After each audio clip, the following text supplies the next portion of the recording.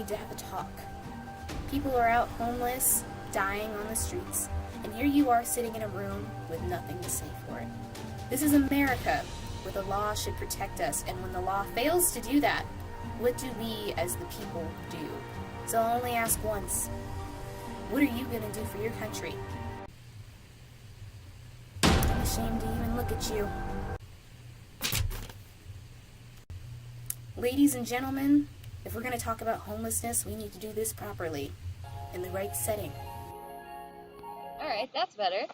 So, let's talk about the things that can cause homelessness. So homelessness can be caused by a multitude of factors, including job loss, disability, abuse, bills higher than the income, alcohol and drug addictions, and many other things. More than 600,000 Americans don't have a home to sleep in on any given night, with over 100,000 of those chronically dealing with the problem for more than a year. The majority of all homeless households were with children, about 47.8%, followed by single adults, 43%. Families without children represented only about 3.3% of all homeless youth-headed families. That most of the homeless families are children.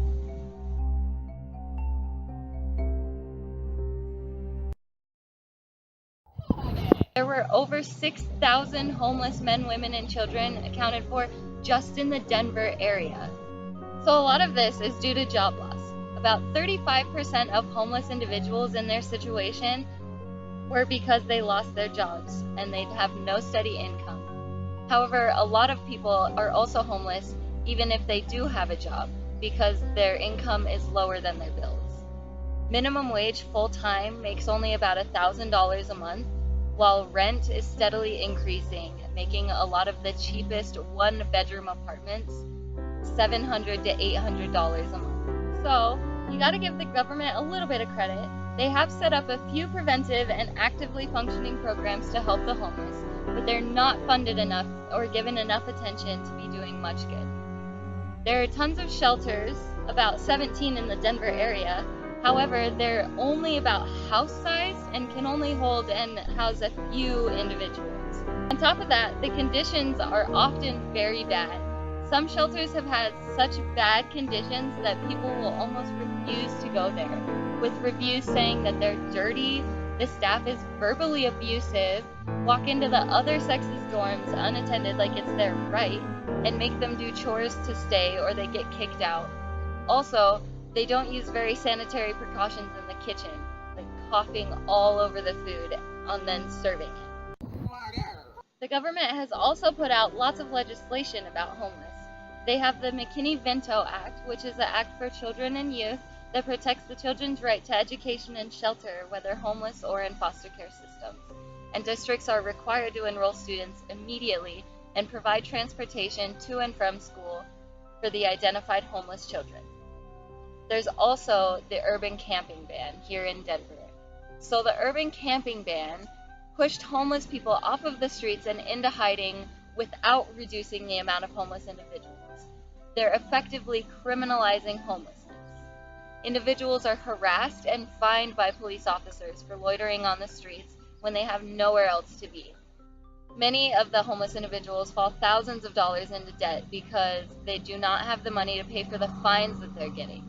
It is technically considered a fine if the homeless are sleeping on the street, so long as they're not, by definition, camping, which means they're not even allowed to have any shelter from the elements, including a blanket. Imagine if that was you, having to sleep on the street without even so much as a blanket, because that's defined as camping. The government uses minimal requirement for an officer to be able to accuse you of camping. The homeless are expected to stay out of public areas because the cities view them as eyesores. The government also has a few affordable housing options, which allows some to have a home, but federal spending on housing assistance has fallen by 50% between 1976 and 2002, with it only going down more from there. Rent has also been steadily increasing, while wages are staying the same. In some areas, two-bedroom apartments can average about $1,300 a month, and the prices have been rising. Rather than creating affordable housing, the government is investing their time in building more homes that people can't afford. So while the government is doing some things to help, we know that there have been proven ways to help solve the homelessness problem. They just aren't being implemented. Other cities and counties have implemented strategies and programs to help combat homelessness that have been extremely successful, but not everywhere has adopted the same strategy. One of these strategies is to provide affordable housing. Right now, there's a shortage of about 3.2 million. Other areas and cities have shown that getting people into housing first significantly enhances their lives. Most of the people that get into housing don't end up homeless again.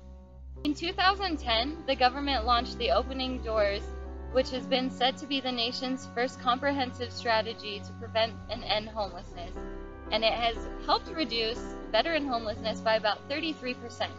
However, other cities that have combined this program with the Housing First approach have claimed to eradicate chronic homelessness altogether. There are also several plans that could help end homelessness. At a cost of $22.5 billion, there's one that would basically solve homelessness by building extra housing. Another plan would also call upon an existing mechanism, the National Housing Trust Fund. Congress created it in 2008 to build affordable housing across the country. However, it was never funded, so the mechanism exists, but we never put any money or funding into it. If it was funded, it would create an upward of 1 million affordable homes over 10 years. Another thing that the homeless really need right now is to organize the system. The bureaucracy seems way too big and everything is really disjointed. None of the organizations seem to work together. For some shelters, there are qualifications like severe disability that need to be met before they can accept people, and often people have to go to several different places to try and find where they can fit in.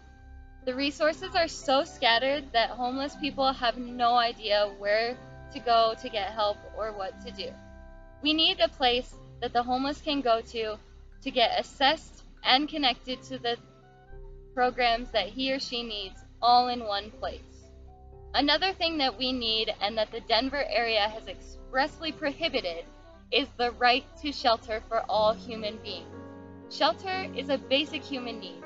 If you were to ask any survivalist what are the 3 things you need to survive, it'd be food, water, and shelter.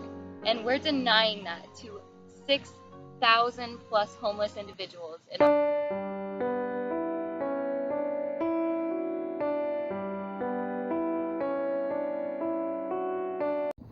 In New York City, they've passed right to shelter laws and have been very successful in protecting thousands of lives. On top of that, it only costs the state about $10,051 to give a person permanent housing with services like job training and health care, while currently it costs about $31,065 each year for one chronically homeless person living on the street. It could cost us 1/3 of the amount we're paying right now to provide them with permanent housing. For example, a newly opened shelter in Portland, Colorado will cost under $17,000 per person a year compared to the estimated $43,240 it costs to leave them outside. Basically, what we've just said is that there are thousands of homeless people on the street, and they're costing the state tons of money.